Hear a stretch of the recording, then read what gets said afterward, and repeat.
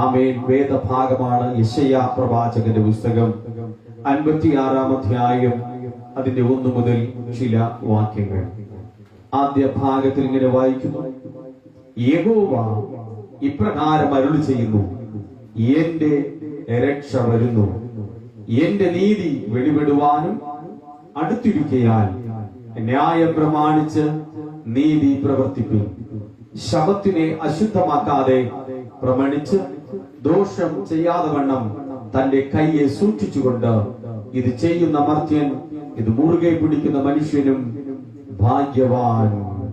Hallelujah. ഭാഗ്യവാനായിരിക്കുന്ന ഒരു മനുഷ്യനെ കുറിച്ചാണ് പ്രവാചകനായ യെശയ്യാവ് അവന്റെ പുസ്തകത്തിലൂടെ വെളിപ്പെടുത്തിയിരിക്കുന്നത്. പുറപ്പാട് പുസ്തകം നമ്മൾ വായിച്ചു. ശബത്ത് ദിവസം അശുദ്ധമാക്കുന്നവൻ മരണ ശിക്ഷ അനുഭവിക്കണം. ശബത്ത് ദിവസം വേല ചെയ്യുന്നവൻ തന്റെ ജനത്തിന്റെ ഇടയിൽ നിന്നും നീക്കിക്കളയും. ശബത്ത് യഹോവയ്ക്ക് വിശുദ്ധവും വിശുദ്ധമായിരിക്കുന്ന ശബത്തിനെ നീ ആചരിക്കുകയും ചെയ്യുന്നുവെങ്കിൽ കർത്താവിന് ഏറ്റവും ഇഷ്ടമുള്ള യാഗമായി നിന്നെ തിരഞ്ഞെടുക്കും. ആ യാഗമോ ദൈവസന്നിധിയിൽ സുഗന്ധ ബലിയായി തീർന്ന ആ ബലിയർപ്പണത്തിലൂടെ യാഗമൃഗമായിരിക്കുന്ന എന്റെ മേൽ അവന്റെ ആത്മാവിനെ അയച്ചിട്ട പരിശുദ്ധാത്മാവെന്ന കൃപയുടെ മഹത്വത്താൽ ആലയത്തിൽ വച്ച് നിന്നെ അനുഗ്രഹിക്കുന്നു എന്ന് നമ്മെ പഠിപ്പിച്ച സ്വർഗസ്ഥ പിതാവിന്റെ സന്നിധിയിൽ നിന്നുകൊണ്ട് ആമേൻ. ഭാഗ്യവാനായിരിക്കുന്ന ഒരു വ്യക്തിയെ കുറിച്ച് ഈ രാത്രിയിൽ യെശയ്യാ പ്രവാചകന്റെ പുസ്തകം 56-ാം അധ്യായം അതിന്റെ 1 മുതൽ വാക്യത്തിലേക്ക് നമ്മെ പഠിപ്പിക്കുന്നു. യഹോവയുടെ ശബത്ത് ആചരിക്കുന്ന മനുഷ്യൻ ഭാഗ്യവാൻ. ഹല്ലേലൂയ. ഈ രാത്രിയിൽ ഈ തിരുവചനം നമ്മോട് സംസാരിക്കട്ടെ. നമ്മുടെ കണ്ണുകളടയ്ക്കാൻ അനുഗ്രഹിക്കുവാൻ പോകുന്നു. പരിശുദ്ധാത്മാവിന്റെ കൃപയുടെ അഭിഷേകത്താൽ അവൻ എന്നെ രക്ഷിക്കുവാൻ പോകുന്നു. മനുഷ്യന്റെ ജീവിതത്തിൽ എന്തുകൊണ്ടാണ് അനുഗ്രഹം ലഭിക്കുന്നില്ല എന്ന് വിശുദ്ധ വേദ പുസ്തകത്തിൽ പുറപ്പാട് പുസ്തകം 31-ാം അധ്യായം അതിന്റെ ചില വാക്യത്തിലേക്ക് നമ്മുടെ ചിന്തകളെ നമുക്ക് കൊണ്ടുചെല്ലാം. മനുഷ്യൻ ശാപഗ്രസ്തത്തിലും പാപത്തിന്റെ അടിമത്വത്തിലും കണ്ണുനീരിലും ആയിത്തീരുവാനായിട്ടുള്ള ചില പ്രാധാന്യമർഹിക്കുന്ന കാരണങ്ങളെ ഈ ഭാഗത്തിൽ നിന്നും ആമേൻ പരാമർശിക്കപ്പെടുകയാണ്. ഇസ്രായേൽ ജനം അടിമത്വത്തിന്റെ നടുവിൽ ദീർഘനാളുകൾ കരഞ്ഞു. വേദനകളുടെ നടുവിൽ, ദാരിദ്ര്യത്തിന്റെ നടുവിൽ, രോഗത്തിന്റെ നടുവിൽ, പട്ടിണിയുടെ നടുവിൽ, അധ്വാനിച്ചിട്ട് കൂലി ലഭിക്കാതെ കണ്ണുനീരോടുകൂടെ കഴിഞ്ഞ ദിവസങ്ങളിൽ കുടുംബത്തിനകത്ത് സമാധാനമില്ല. ഭാര്യ ഭർത്തൃ ജീവിതത്തിന്റെ നടുവിൽ ആനന്ദം കണ്ടെത്തുവാൻ കഴിയുന്നില്ല. മക്കൾക്ക് സന്തോഷത്തോടുകൂടി അവരെ പോറ്റുവാൻ കഴിയുന്നില്ല. ഈ വിധ ദിവസങ്ങളിൽ അവർ കരഞ്ഞു, അലമുറയിട്ട് കരഞ്ഞു, നിലവിളിയോടുകൂടെ കരഞ്ഞു. കരഞ്ഞപ്പോൾ യഹോവയായ ദൈവം മോശ എന്ന വ്യക്തിയെ തിരഞ്ഞെടുത്തു. ഇസ്രായേൽ ജനത്തിന്റെ നടുവിൽ സുവിശേഷം പറയുവാനും ഫറവോനോടുകൂടി സംസാരിച്ച് ദൈവജനത്തെ വിടുവിപ്പാനുമായി കടന്നു ചെല്ലുകയത്രേ ചെയ്യുന്നത്. ഈ ദൈവവചനം പറയുകയും ദൈവത്തിന്റെ ആത്മാവ് തന്നോട് കൂടെ ഉണ്ട് എന്ന് വെളിപ്പെടുത്തുവാൻ തക്കവണ്ണം ആമേൻ ദ്രോഹിച്ചു കൊണ്ടിരുന്നതായ ഫറവോന്റെ രാജ്യത്തിൽ 10 ബാധകളെ അയച്ചു. ബാധകൾ അയക്കപ്പെട്ടപ്പോഴും രൂപാന്തരമുണ്ടാകാത്തതായ ഫറവോന്റെ നടുവിൽ സംഹാരത്തിന്റെ ദൂതനെ അയച്ചു. കുടിൽ മുതൽ കൊട്ടാരം വരെ ആദ്യ ജാതന്മാർ കന്നുകാലികളിലും പക്ഷിമൃഗാദികളിലും മനുഷ്യരുടെ ഇടയിലും ചത്തൊടുങ്ങി. യഹോവയെ ഭയപ്പെട്ടു ദൈവജനത്തെ വിളിച്ചു കൊണ്ടുപോകുവാൻ മോശയോടുകൂടെ പറഞ്ഞു.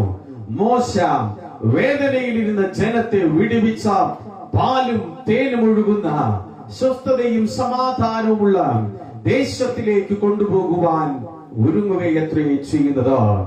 ആമേൻ. കഷ്ടതയിലിരുന്നപ്പോൾ അവർ നിലവിളിച്ചു.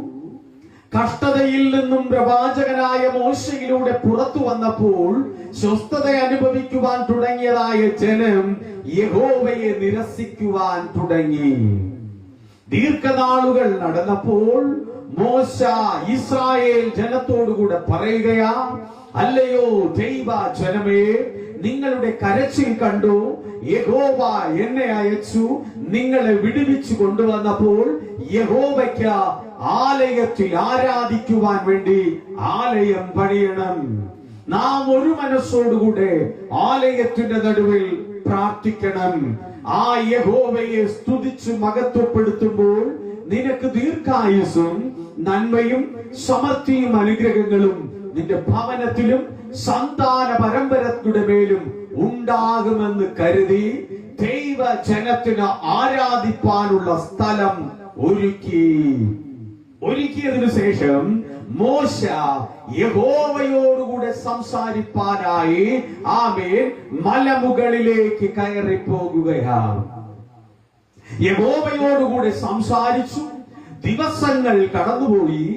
ദിവസങ്ങൾ കടന്നുപോയപ്പോൾ നടത്തിയതായ മോശയെയും മോശയിലൂടെ നന്മ പ്രാപിക്കുവാൻ തക്കവണ്ണം ആമേൻ അവരെ ഉള്ളിലേക്ക് കൊടുത്തതായ യഹോവയെയും അവർ മറന്നു.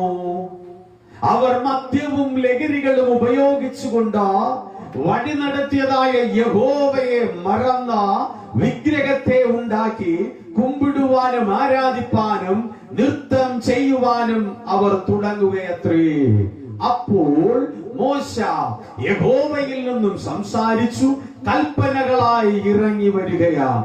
മോശ കണ്ടതാ ഏറ്റവും നികൃഷ്ടവുമായിരിക്കുന്നതായ ജീവിത സാഹചര്യത്തെ കണ്ടിട്ട മോശയ്ക്ക് ദൈവജനത്തോട് കോപമുണ്ടായിട്ട യഹോവയോടുകൂടെ പറയുകയാ, അല്ലയോ യഹോവേ, ഇവർ അനുസരണമില്ലാത്ത ജനം, ഇവർ നീതിയില്ലാത്ത ജനം, ഇവർ ദൈവ ഭയമില്ലാത്ത ജനം, അതുകൊണ്ട് ഇവരെ നീ നശിപ്പിച്ചു കളയണമേ.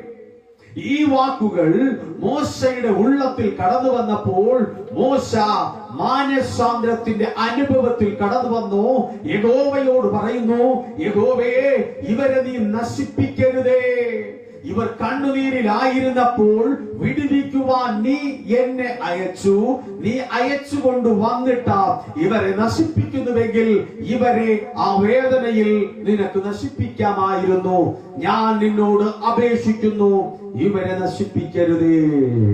ആമേൻ. കോപം കൊണ്ട ദൈവകൽപ്പനയെ ഇറഞ്ഞുടച്ച മോശയോട് ദൈവത്തിന്റെ കോപം അവന്റെ മേൽ ഇറങ്ങുന്നു. നീ സ്വസ്ഥതയിലേക്ക് പ്രവേശിക്കത്തില്ല. പാലും തേനും ഒഴുകുന്ന കനാൻ ദേശത്തിൽ നീ പോകത്തില്ല. ആമേൻ. നിന്റെ തലമുറക്കാർ അവിടെ ചെല്ലും. ഈ ഇസ്രായേൽ ജനവും അവിടെ കടന്നു ചെല്ലത്തില്ല. ഇവരുടെ സന്തതി പരമ്പരകളെ ആ ദേശത്തിലേക്ക് കടന്നു ചെല്ലത്തുള്ളൂ. നമ്മുടെ ജീവിതത്തിലേക്ക് ഒന്ന് കടന്നു ചെല്ല. നിലവിളിച്ചു കരഞ്ഞ സമയം ഒന്ന് ഓർക്ക. നിലവിളിച്ചു കരഞ്ഞ സമയം ഒന്ന് ഓർക്ക. വേറെ ഒന്നും ഓർക്കണ്ട.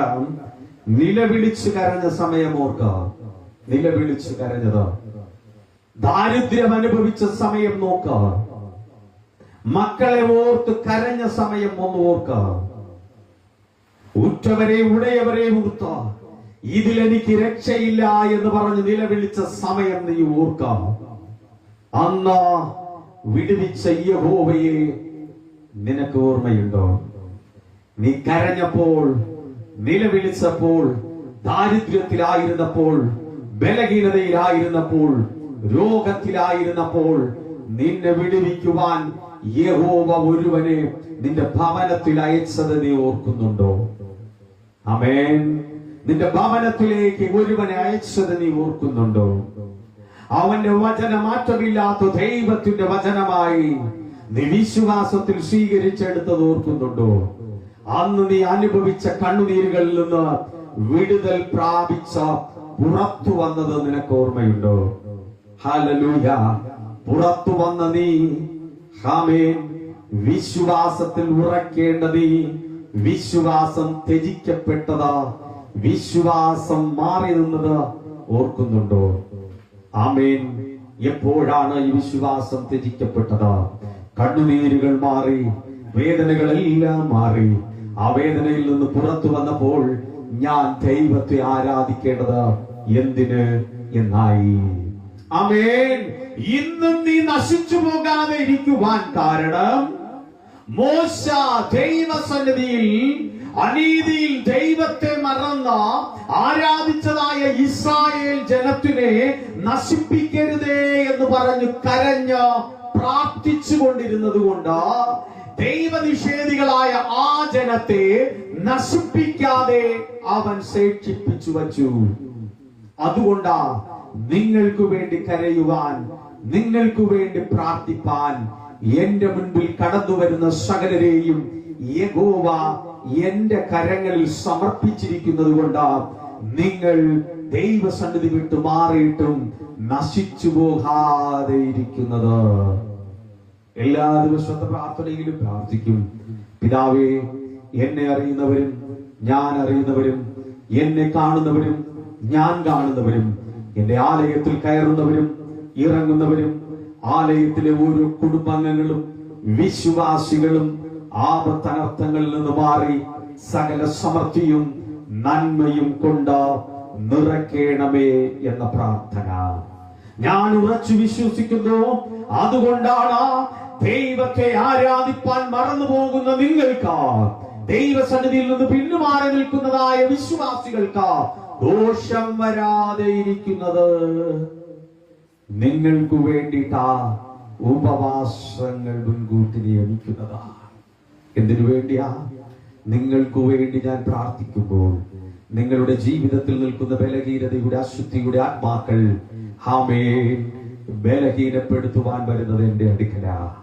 ആത്മാവിന്റെ ബലം സ്വീകരിച്ചെടുക്കുവാനും ആ ദുഷ്ടശക്തിയോട് യുദ്ധം ചെയ്യുവാനും ദൈവത്തിന്റെ അഭിഷിക്തന്റെ ശക്തികൾ ആവശ്യമായിരിക്കുന്നത് കൊണ്ട് ഉപവാസവും പ്രാർത്ഥനകളും സ്വീകരിച്ചെടുക്കുന്നു. ഞാൻ ചോദിക്കും, അച്ഛനല്ലേ ഉപവസിക്കുന്നത്? എനിക്കെന്താ കാര്യം? എനിക്കെന്താ കാര്യം? ഹല്ലേലൂയ. അവൻ പറയുന്ന ഒന്നുണ്ട്, നീ ഭാഗ്യവാനായി തീരണമെങ്കിൽ നീ ദൈവത്തെ ആരാധിക്കുന്നവനായിരിക്കണം.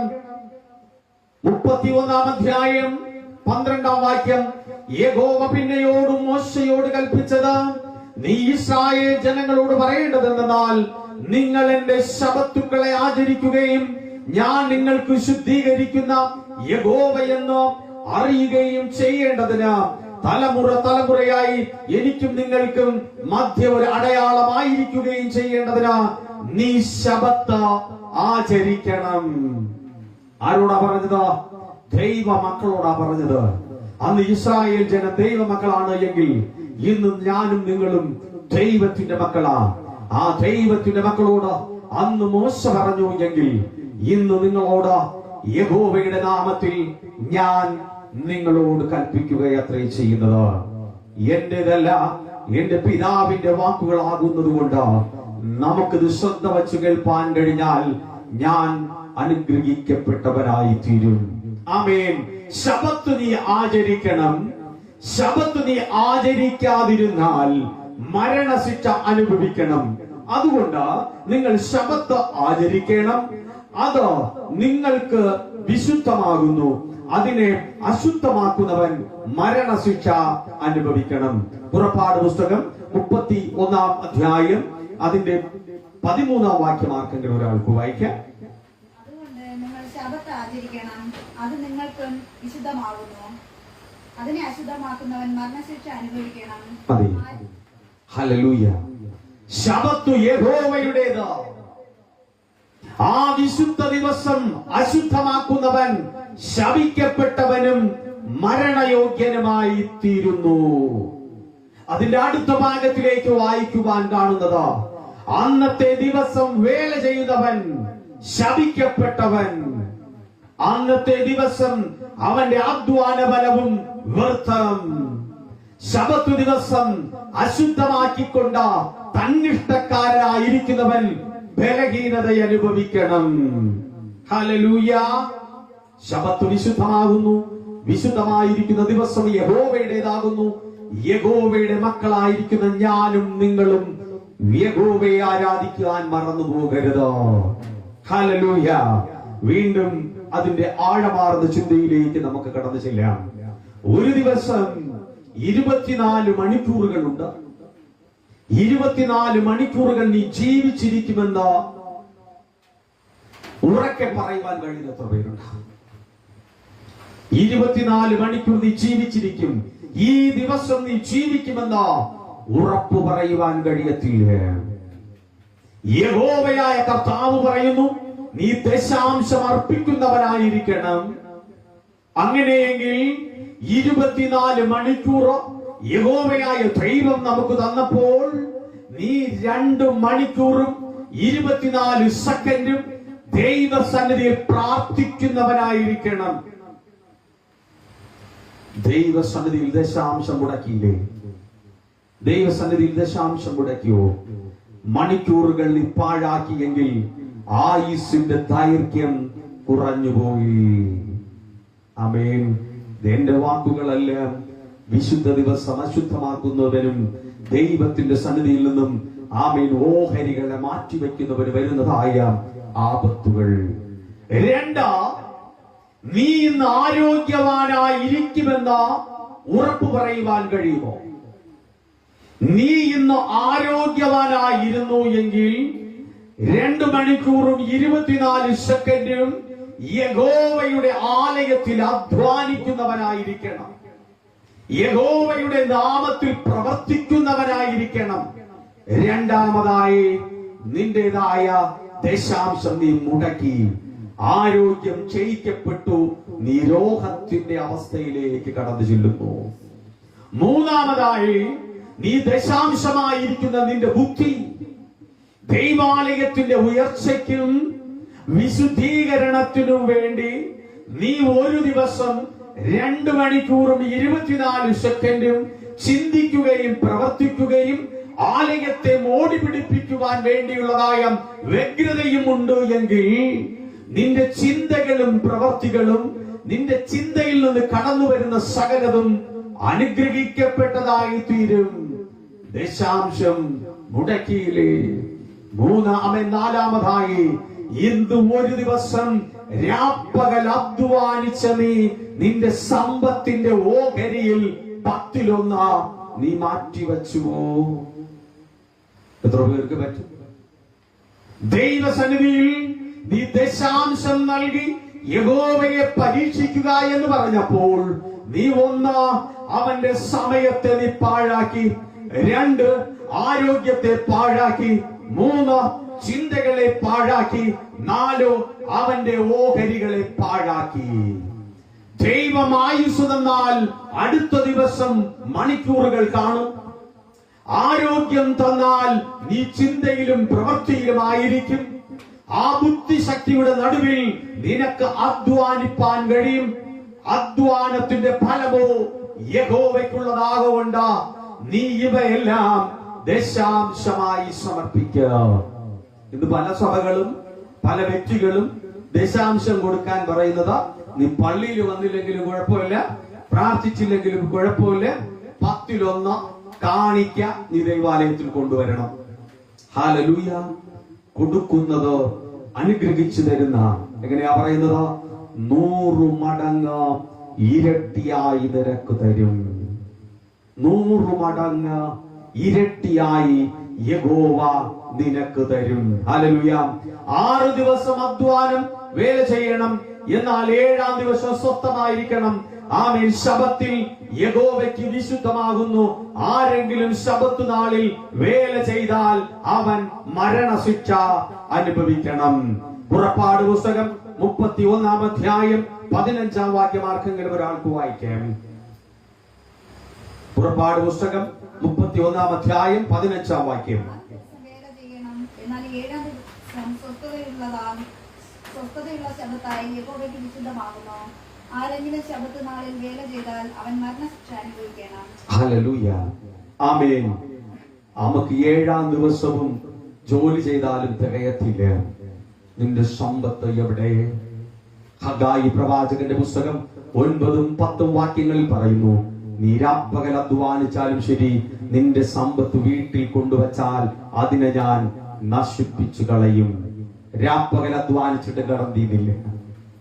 രാപ്പകൽ അധ്വാനിച്ചു, 6-ാം ദിവസവും അധ്വാനിച്ചു, കടം തീർന്നില്ല. എന്റെ ശരീര സുഖമില്ല, ബലമില്ല. എന്തുകൊണ്ടാ? യഹോവയ്ക്ക് നൽകേണ്ടത് നീ നൽകിയില്ല. എന്നാൽ യഹോവയായ ദൈവം ഇസ്രായേൽ ജനത്തോടു കൂടെ പറഞ്ഞതുപോലെ ഇന്ന് നമ്മെ ഓരോരുത്തരോടും കൂടെ പറയുന്നത്, ആലയത്തിലെ ആരാധന നിനക്ക് വിശുദ്ധമായി തീരുകയും ആ ആരാധനയിലൂടെ ആത്മാവിന്റെ പരിവർത്തനം ലഭിക്കപ്പെടുന്നു. ദൈവജനം ദൈവാലയത്തിലേക്ക് പ്രവേശിച്ച സമയം മുതൽ വിശുദ്ധ വചനം പഠിപ്പിക്കുന്നു, 1-2 പേർ ഒരു മനസ്സിൽ ആലയത്തിൽ ഇരുന്ന് പ്രാർത്ഥിച്ചാൽ അവിടെ ഞാൻ ഉണ്ട് എന്ന് പഠിപ്പിച്ച ക്രിസ്തേശുവിന്റെ നാമത്തിൽ ഈ ആലയത്തിലേക്ക് പ്രവേശിക്കപ്പെട്ട സമയം മുതൽ പരിശുദ്ധാത്മാവിന്റെ ശക്തി എന്റെ മേലുണ്ട്. രണ്ടാമതായി പറയുന്നു, നീ വിശ്വാസത്തിൽ ബലപ്പെടുവാൻ വചനം നിന്റെ ഉള്ളത്തിലേക്ക് കടന്നു വരട്ടെ. മൂന്നാമതായി പറയുന്നു, ആ വചനം യഹോവയുടേതാകൊണ്ടും ആ വചനം നിന്റെ ഉള്ളത്തിൽ രൂപാന്തരം നൽകുന്നത് എങ്ങനെ? കുത്തുകൊള്ളുന്നതുമാണ് എങ്കിൽ യഹോവയുടെ ആത്മാവ് വചനത്തിലിരുന്ന് നിന്നോട് സംസാരിക്കുകയാണ്. ആമേൻ. അടുത്തതായി പറയുന്നു, ആ വചനം നീ സ്വീകരിച്ചെടുത്ത ദൈവത്തെ സ്തുതിപ്പാൻ കഴിഞ്ഞാൽ നീ പരിശുദ്ധാത്മാവിനാൽ ഭാഷകൾ സംസാരിപ്പാൻ തുടങ്ങും. വചനം യഹോവയാകുന്നു. Word of God in Jesus Christ to the Bible. ആമേൻ. കർത്താവായ ക്രിസ്തു വാക്കുകളിലൂടെ വിശുദ്ധ വചനത്തിൽ അടങ്ങിയിരിക്കുമ്പോൾ ആ വചനം daily read it to prayer at the time for Holy Spirit in your body and your home. നീ വചനം വായിക്കുകയും പ്രാർത്ഥിക്കുകയും ചെയ്യുന്നതിലൂടെ പരിശുദ്ധാത്മാവിന്റെ ശക്തി നിന്റെ ശരീരത്തിൽ പ്രവേശിക്കുകയും ഭവനത്തിൽ പ്രവേശിക്കുകയും ചെയ്യുമ്പോൾ at the time for in healing in miracle in Jesus Christ, ആ സമയത്തിൽ അത്ഭുതകരമായിരിക്കുന്നതായ അത്ഭുതങ്ങൾ എന്റെ ജീവിതത്തിൽ നടക്കുന്നു. യേശു മിശിഹായുടെ നാമത്തിൽ അവിടെ പറയുന്നു, രോഗശാന്തി ഉണ്ടാകുന്നു, അത്ഭുതങ്ങൾ നടക്കുന്നു, ഭൂതങ്ങൾ പുറത്തു പോകുന്നു, പ്രവചിപ്പാൻ തുടങ്ങുന്നു. ആത്മാവിന്റെ ശക്തിയാൽ നീ ആരാധിച്ചു തുടങ്ങുമ്പോൾ അന്യഭാഷകളിൽ നീ സംസാരിച്ചു തുടങ്ങും. പുറപ്പാട് പുസ്തകം 31-ാം അധ്യായം, ആമേൻ, അതിന്റെ 12 മുതലുള്ള വാക്യങ്ങൾ കഴിഞ്ഞിട്ട് യെശയ്യാ പ്രവാചകന്റെ പുസ്തകം 56-ാം അധ്യായം അതിന്റെ 1-ാം വാക്യത്തിലേക്ക് ഇങ്ങനെ പറയുന്നു, യഹോവ ഇപ്രകാരം അരുളി ചെയ്യുന്നു, എന്റെ രക്ഷ വരുന്നു. ആലയത്തിൽ പ്രവേശിച്ചു, ഞാൻ നൽകേണ്ട ദശാംശങ്ങളെല്ലാം നൽകി, പക്ഷെ എന്റെ രക്ഷ ഇതാ വരാൻ പോകുകയാണ്. ഞാൻ രക്ഷപ്പെട്ടു എന്ന് പറഞ്ഞിരിക്കുന്ന എത്ര പേരുണ്ട്? യഹോവയെ സ്തുതിക്കുന്നതിലൂടെ എനിക്കിനി രക്ഷ മാത്രമേ ഉള്ളൂ, എനിക്ക് തിന്മ ഒന്നുമില്ല. ആമേൻ. ആമേൻ. പുറപ്പാട് പുസ്തകം 31-ാം അധ്യായം, ആലയത്തിൽ പ്രവേശിക്കുകയും വചനം കേട്ടതിനു ശേഷം അവൻ ദൈവാലയത്തിൽ വരുന്നതിലൂടെ അവന് ലഭിക്കപ്പെടുന്നതായ നന്മ. ആമേൻ. ശബത്തിനെ അശുദ്ധമാക്കാതെ പ്രമാണിച്ച, ദോഷം ചെയ്യാതെ വണ്ണം തന്റെ കൈ സൂക്ഷിച്ചുകൊണ്ട് ഇത് ചെയ്യുന്ന മർത്യൻ, ഇത് മുറുകെ പിടിക്കുന്ന മനുഷ്യനും ഭാഗ്യവാൻ. യെശയ്യാ പ്രവാചകന്റെ പുസ്തകം 56-ാം അധ്യായം 2-ാം വാക്യം ആർക്കെങ്കിലും ഒരാൾക്ക് വായിക്കാം. യെശയ്യാവ് 56 അതിന്റെ 2-ാം വാക്യം. ന്യായം പ്രമാണിച്ച് നീതി പ്രവർത്തിപ്പൻ, ശബത്തിനെ അശുദ്ധമാക്കാതെ പ്രമാണിച്ച് ദോഷം ചെയ്യാതെ വണ്ണം തന്റെ കൈ സൂക്ഷിച്ചുകൊണ്ട് ഇത് ചെയ്യുന്ന മർദ്ദന് ഇത് മുറുകെ പിടിക്കുന്ന മനുഷ്യനും ഭാഗ്യവാൻ. ഹല്ലേലൂയ. വായിച്ചു കേട്ടു, ദൈവത്തെ ആരാധിച്ചു സ്തുതിച്ചു മഹത്വപ്പെടുത്തി നൽകേണ്ടതായ ദശാംശങ്ങൾ നൽകിക്കൊണ്ട് നീ ശബത്തിനെ ആചരിച്ചാൽ നീ ഭാഗ്യവാനാണ്. ഈ ഭൂമിയിൽ നിങ്ങൾ എന്താ ആഗ്രഹിക്കുന്നേ? ഈ ഭൂമിയിൽ സന്തോഷത്തോടുകൂടെ ജീവിക്കുന്നില്ലേ?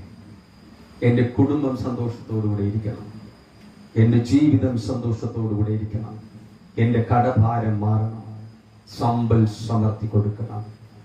ആരോഗ്യം നഷ്ടപ്പെടാനായിട്ടുള്ള കാരണം എന്താ? ആമേൻ. എൻ്റെ സമയങ്ങൾ വൃഥാവായി പോകാൻ കാരണം എന്താ? ദൈവത്തെ സ്തുതിക്കുന്നില്ല. എൻ്റെ ആരോഗ്യം നഷ്ടപ്പെട്ട് രോഗിയായി തീരുവാൻ ദൈവസന്നിധിയിൽ അധ്വാനിക്കുന്നില്ല. എൻ്റെ ചിന്തകളും പ്രവൃത്തികളും ആമേൻ മാറിപ്പോകുവാൻ കാരണം ദൈവനാമത്തിനു വേണ്ടി ഞാൻ ചിന്തിക്കുന്നില്ല. എൻ്റെ അധ്വാന ഫലവും ഞാൻ നൽകുന്നില്ല. പിന്നെ എങ്ങനെ ഞാൻ അനുഗ്രഹിക്കപ്പെട്ടവനായി തീരും? എന്നാൽ യഹോവയായ ദൈവം യെശയ്യാ പ്രവാചകന്റെ പുസ്തകം 56-ാം അധ്യായത്തിലൂടെ പറയുന്നു, ശബത്തിനെ ആചരിച്ച യഹോവയുടെ വചനമായിരിക്കുന്ന ഇവയെ മുറുകെ പിടിക്കുന്ന മനുഷ്യൻ ഭാഗ്യവാൻ, അവൻ ദീർഘായുസ്സോടുകൂടെ ഇരിക്കും, രോഗം അവനെ തൊടുകയില്ല, അവന്റെ ചിന്തിക്കുന്നതും പ്രവർത്തിക്കുന്നതും സമൃദ്ധിയായി തീരും, അവന്റെ അധ്വാന ബലം ഭൂമിയിൽ ഒരു മനുഷ്യനും എണ്ണി തിട്ടപ്പെടുത്തുവാൻ കഴിയാതെ വണ്ണം അവനെ ഉയരങ്ങളിലേക്ക് എത്തിക്കും. യഹോവയോട് ചേർന്നിരുന്ന അന്യജാതിക്കാരൻ യഹോവ എന്നെ തന്റെ ജനത്തിൽ നിന്നും അശേഷം വേർപെടുത്തുന്നു എന്ന് പറയരുത്. ഷണ്ണനും ഞാനൊരു ഉണങ്ങിയ വൃക്ഷമെന്ന് പറയരുത്.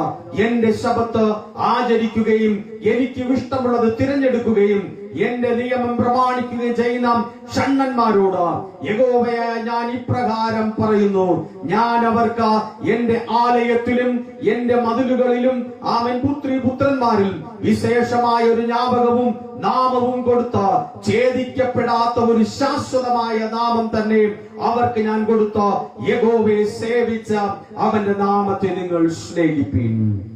ഹല്ലേലൂയ. യഹോവയായ ദൈവം പറയുന്ന വാക്കുകൾ. നീ അന്യജാതിക്കാരനും ചണ്ണനുമായിരുന്ന ദൈവത്തെ ആരാധിക്കുന്നവനാണ് എങ്കിൽ, ആരാണ് അന്യജാതിക്കാരൻ? യഹോവയുടെ വചനം കേട്ടിട്ടും അനുസരിക്കാതിരിക്കുന്നവൻ അന്യജാതിക്കാരൻ.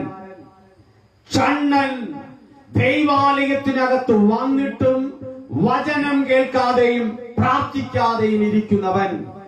ദൈവാലയത്തിനകത്ത് പ്രവേശിച്ച സമയം മുതൽ മനസ്സിനെ വചനത്തിലും ആത്മാവിലും ഏകീകൃതമാക്കാതെ അലക്ഷ്യമായി ആരാധനയിൽ ഇരിക്കുന്നവൻ. അവന് എങ്ങനെ ദൈവസന്നിധിയിൽ നിന്നും ഭാഗ്യം നേടാനായി പറ്റും?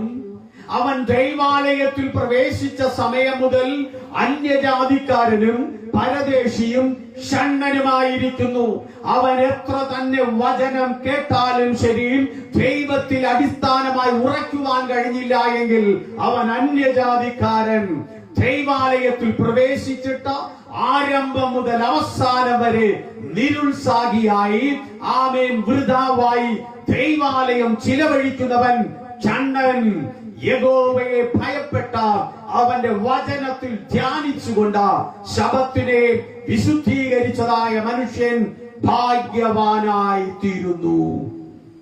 ആലയത്തിൽ പ്രവേശിച്ചു എന്ന് പറഞ്ഞിട്ട് എല്ലാവരും വിടുതൽ പ്രാപിക്കത്തില്ല. ആലയത്തിൽ പ്രവേശിച്ച സമയം മുതൽ ഹവേൻ ഞാൻ എല്ലാ ദിവസവും ആലയത്തിൽ പോകുന്നു എന്ന് പറയുന്നവൻ അനുഗ്രഹിക്കപ്പെടുന്നില്ല. ശബത്ത് ദിവസം നീ ആലയത്തിൽ കയറി വചനം എത്ര തന്നെ കേട്ടിട്ടും ഇതുവരെ കേട്ടിട്ടും മനസ്സും മാറിയില്ല, രൂപാന്തരവും വന്നില്ല. അന്യജാതിക്കാരൻ ദൈവസന്നിധിയിൽ കടന്നു വന്നു. ഹവേൻ സന്തോഷത്തോടുകൂടെ മറ്റു പല ചിന്തകളിലും നിരുത്സാഹിയായിരുന്നു. വചനം അവന്റെ ഉള്ളിൽ പോലും കയറിയിട്ടില്ല. ഷണ്ണൻ അവൻ എങ്ങനെ അനുഗ്രഹിക്കപ്പെടും? എന്നാൽ യഹോവയുടെ സന്നിധിയിൽ പ്രവേശിച്ച സമയം മുതൽ ദൈവത്തെ സ്തുതിച്ചു മഹത്വപ്പെടുത്തി വചന ധ്യാനങ്ങളിലൂടെ ദൈവകരങ്ങളിൽ സമർപ്പിക്കപ്പെട്ടവനോ ഭാഗ്യവാൻ. ഹല്ലേലൂയ. അവൻ ഭൂമിയിൽ അനുഗ്രഹിക്കപ്പെടും, അവന്റെ സന്തതി അനുഗ്രഹിക്കപ്പെടും, അവന്റെ വസ്തുവകകൾ അനുഗ്രഹിക്കപ്പെടും, അവന്റെ അധ്വാന ബലങ്ങളും അനുഗ്രഹിക്കപ്പെടും. അവൻ യഹോവയുടെ ഓഹരിയാവുന്നത് കൊണ്ട് അവൻ ദീർഘായുസ്സോടുകൂടെ ഇരുന്ന ദൈവത്തെ സ്തുതിച്ച് മഹത്വപ്പെടുത്തി ദേശത്തിൽ അവനെ തല ഉയർത്തുമാറാക്കും. അതത്രേ യഹോവയുടെ സ്നേഹം. ആമേൻ. ശബത്തിനെ അശുദ്ധമാക്കാതെ ആചരിക്കുകയും എന്റെ നിയമം പ്രമാണിച്ച് നടക്കുകയും ചെയ്യുന്നവരൊക്കെയും തന്നെ ഞാൻ എന്റെ വിശുദ്ധ പർവ്വതത്തിലേക്ക് കൊണ്ടുവന്ന എന്റെ പ്രാർത്ഥനാലയത്തിൽ വെച്ച് അവരെ ഞാൻ സന്തോഷിപ്പിക്കും. ആരെയാ? യഹോവയായ ദൈവം പറയുന്നു, ഞാൻ അവനെ വിളിച്ചു വേർതിരിച്ച മനസ്സോടുകൂടെ ഇരുന്ന് ആരാധിക്കുന്നവൻ, ദൈവസന്നിധിയിൽ വന്ന് പ്രാർത്ഥിക്കുന്നവനെ വിശുദ്ധ പർവ്വതമായിരിക്കുന്ന ഈ ആലയത്തിൽ വെച്ച് നിങ്ങളെ അനുഗ്രഹിക്കും. ഹല്ലേലൂയ.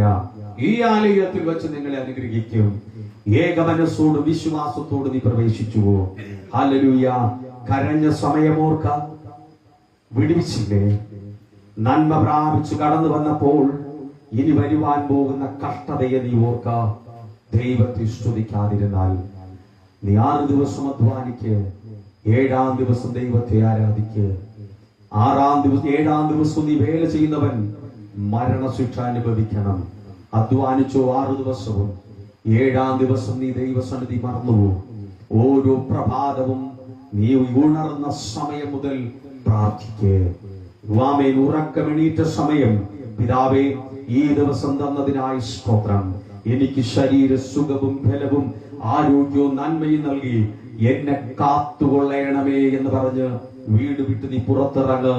ആ ഒരു ദിവസവും അനുഗ്രഹം നിന്റെ നമ്മുടെ ജീവിതത്തിലുണ്ടാകും.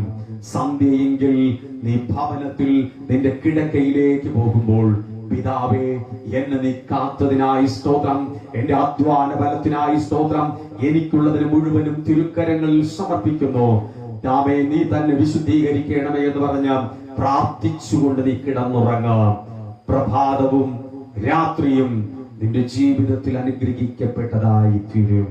അല്ലയോ ദൈവമക്കളെ, ഇതുവരെയും അങ്ങനെ പ്രാർത്ഥിച്ചിട്ടില്ല എങ്കിൽ ഉറക്കമെഴിക്കുന്ന സമയം മുതൽ പ്രാർത്ഥിക്ക്. നിദ്രയിലേക്ക് പോകുമ്പോൾ പ്രാർത്ഥിക്ക്. അധ്വാനിക്കുമ്പോൾ ആരോഗ്യം തന്നതിനായി പ്രാർത്ഥിക്ക്. ദൈവനാമത്തിൽ നീതിയോടുകൂടെ പ്രവർത്തിക്ക്. ആമേൻ. 7-ാം ദിവസം യഹോവയെ ആരാധിക്കാൻ മറന്നു പോകരുത്. അതാ കർത്താവ് പഠിപ്പിച്ചത്. ഒരാഴ്ച വിട്ട കാലം നീ പ്രാർത്ഥിച്ചു, നീ യാചിച്ചു. അവൻ പറഞ്ഞു, ഞാൻ അവനെ വിളിച്ചു വേർതിരിച്ച ശബത്ത് ദിവസം ആലയത്തിൽ വരുത്തി അത്യുന്നതമായിരിക്കുന്ന പാറയിൽ നിന്നും അനുഗ്രഹത്തെ ഞാൻ അയക്കും. ഒരാഴ്ച വിട്ട കാലം പ്രാർത്ഥിച്ചു, നീ അന്നേ ദിവസം വിശുദ്ധാലയത്തിൽ പ്രവേശിപ്പാൻ കഴിഞ്ഞില്ല എങ്കിൽ ഒരാഴ്ച വിട്ട കാലം പ്രാർത്ഥിച്ചത് ലഭിപ്പാൻ ദീർഘദിവസങ്ങൾ എടുക്കും. ഹല്ലേലൂയ. എനിക്കൊന്നും പറയുവാൻ കഴിയും. ചില വർഷങ്ങൾക്ക് മുൻപ് ഞാൻ ഒരു ഭവനത്തിൽ പ്രവേശിച്ചു. ഒരു പള്ളിയിൽ അച്ഛനാണ്. ആ ഭവനത്തിൽ പ്രവേശിച്ചപ്പോൾ ആ മനുഷ്യൻ ഇങ്ങനെ ഫോൺ കോൾ വന്നുകൊണ്ടേയിരിക്കുക. 5 മണി മുതൽ ഫോൺ കോൾ വരുന്നു. 6 മണിയായി, 6:30 മണിയായി. ഫോൺ കോളിന് നിയമമില്ല. അയാൾ പറയുന്നു, ഇവിടെ ഇടിവെട്ടി മഴയാണ്. ഈ മഴ ശമിച്ചാലുടൻ ഞാൻ എത്തും. അയാളെ വിളിക്കുന്നത് ഒരു കൺവെൻഷൻ സ്റ്റേജിൽ നിന്ന് കൊണ്ടാണ്. ഒരു സഭയിലെ കൺവെൻഷൻ നടക്കുകയാണ്. ആ മനുഷ്യൻ 7 മണിയായപ്പോൾ പറയുന്നു, എനിക്കിന്ന് വരാൻ പറ്റത്തില്ല, ഇവിടെ ഭയങ്കര മഴയാ. ഹല്ലേലൂയ. ആ കൺവെൻഷൻ സ്റ്റേജിൽ ഇരുന്ന സംഘാടകർ എന്തുമാത്രം വേദനിച്ചിരിക്കും, എന്തുമാത്രം കരഞ്ഞിരിക്കും. പകരക്കാരനായി ആര് പ്രസംഗിച്ചു എന്നെനിക്കറിയത്തില്ല. ആമേൻ. ആ മനുഷ്യൻ ഈ ഭൂമിയിൽ ജീവിച്ചിരുന്നില്ല. ഹല്ലേലൂയ. പലപ്പോഴും പലവിധമായിരിക്കുന്ന മുട്ടാത്തർക്കങ്ങൾ പറഞ്ഞ് മാറിപ്പോകുന്നവരാ. ഹല്ലേലൂയ. ആ മനുഷ്യൻ തന്റെ വാഹനത്തിൽ യാത്ര ചെയ്തു. വലിയൊരു അധ്വാനത്തിന്റെ ഫലം മുൻപിൽ കണ്ടുകൊണ്ട് പോകുന്ന വഴിയിൽ വാഹന ആക്സിഡന്റിൽ ആ ക്ഷണത്തിൽ മരിച്ചു. ഹല്ലേലൂയ. യഹോവയുടെ നാമത്തിൽ ഞാൻ എന്നും പറയും, എനിക്കും ഞാൻ യാത്ര ചെയ്യുന്ന വണ്ടിക്കും ഒരു കുഴപ്പവുമില്ല എങ്കിൽ എവിടെ പ്രാർത്ഥനയ്ക്ക് വിളിച്ചാലും കൃത്യസമയത്തിൽ ഞാൻ ചെല്ലും. ഹല്ലേലൂയ. എനിക്കിന്നും ഓർമ്മയുണ്ട്. ആമേൻ. പൊന്മുടിയിൽ ഞാൻ ഇരിക്കുന്ന സമയത്തില് ആമേൻ എന്റെ വീട് മുതൽ മഴ നനഞ്ഞു കൊണ്ടുവന്ന് അൾത്താരയിൽ, അന്ന് മാറുവാൻ തുണി കൊണ്ടുവരത്തില്ല, അൾത്താരയിൽ അതേ ഈറത്തോടുകൂടെ നിന്ന് ഞാൻ ആരാധന നടത്തിയിട്ടുണ്ട്. ഹല്ലേലൂയ, ആമേൻ. അതുകൊണ്ട് ഞാൻ ഇന്നും പറയുവാൻ കഴിയും, യഹോവയായ ദൈവം എന്റെ കയ്യിൽ ഏൽപ്പിക്കപ്പെട്ടതായ ആ ദൗത്യം ജനത്തിനോടുകൂടെ എന്നും പറഞ്ഞുകൊണ്ട് തന്നെയാ ഇരിക്കുന്നത്. ആമേൻ. ഒന്ന്, ആമേൻ, സമയം നോക്കാതെ നിന്നെ ഏൽപ്പിച്ചതായ ശുശ്രൂഷയിൽ കടന്നു ചെല്ലുവാൻ പഠിക്കണം. രണ്ട്, ശുശ്രൂഷയുടെ നാമത്തിൽ സമ്പത്ത് നീ ഓർക്കരുത്. മൂന്ന്, വിശപ്പും ദാഹവും നീ ഓർക്കരുത്. ദൈവത്തിന്റെ വചനം വിശപ്പും ദാഹവുമായിരുന്നാൽ നിന്റെ യാത്രകളിൽ പരിശുദ്ധാത്മാവിന്റെ ശക്തി വിശുദ്ധീകരിച്ച് അനുഗ്രഹിച്ചുകൊണ്ടേയിരിക്കും. അല്ലയോ ദൈവമക്കളെ, സമർപ്പിക്കപ്പെട്ട വചനം കേൾക്ക, ശബത്ത് ദിവസം നീ ആചരിക്ക. ഇത് എന്റെ വാക്കുകളല്ല, യഹോവയുടെ വാക്കുകൾ. ആ യഹോവയുടെ വാക്കുകൾ അവന് നേരിട്ട് വന്ന ഈ ജനത്തോട് പറയുവാൻ കഴിയാത്തത് കൊണ്ട് മഹാപാപിയായിരുന്ന എന്നെ വിളിച്ചു വേർതിരിച്ച അവന്റെ വചനം എന്നിൽ ഇപ്പോൾ വിശുദ്ധീകരണമായി നിങ്ങളോട് പറഞ്ഞുകൊണ്ടേയിരിക്കുന്നു. ഈ വചനം മാനുഷികമല്ല, യഹോവയുടേതാകുന്നു. സ്വീകരിച്ചെടുത്താൽ ജീവിതത്തിൽ നന്മകൾ കൊണ്ട് നിറയും. ഹല്ലേലൂയ.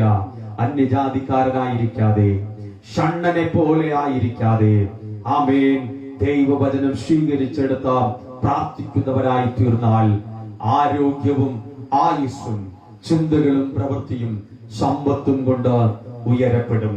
ഒന്നേ ഒന്ന്, മനഃപൂർവമായിരിക്കുന്ന വിശുദ്ധ ദിവസത്തിലെ ആരാധന മുടക്കിക്കളയരുത്, മുടക്കിക്കളയരുത്. ജീവിതത്തിൽ ഒരു ഉയർച്ചയിലും എത്തത്തില്ല. ആമേൻ, ഒരു ഉയർച്ചയിലും എത്തത്തില്ല. വെറുതെ ഭവനത്തിൽ ഇരുന്നാൽ പോലും വീട്ടിലിരുന്ന് ആരാധിക്കുവാൻ പഠിക്കുക. എന്റെ ഉറ്റവരെയും ഉടയവരെയും ആലയത്തിൽ ഇരുത്തി രക്ഷയുടെ മാർഗം പഠിപ്പിച്ചു കൊടുക്കുക. എന്നെ രക്ഷിച്ച ദൈവം